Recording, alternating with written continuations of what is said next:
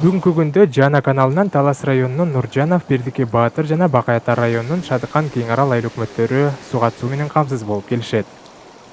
Эки каналдын астынан дыйкандар экинчи суун салып атат.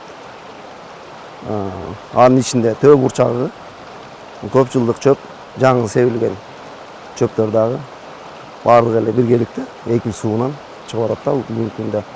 Былтыркы жылы вегетация учурунда суу аябай эле кескин азайып кеткен. Ага салыштырмалуу быйыл суу жакшы. Азыркы мезгилде Бакаятар району боюнча 24 000 гектар сугат жери бар. Дыйкандардын 50% 3-чү сугат суусун аяктап калды. 24 куб суу бар. Ошонун 19 кубун пайдаланып атабыз. Калганын БТКга берип атабыз. БТК каналындагы ушу Кара Бура өзүнүн райондорго бөлүштүрүп берип атат. Күмүштак боюнча азыр 3 куб 700 суу бар. Аны толугу менен пайдаланып атабыз.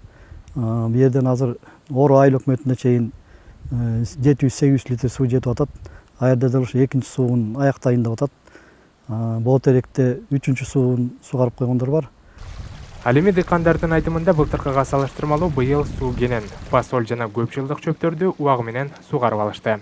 Экинчи суудан чыгарып атабыз азыркы тапта.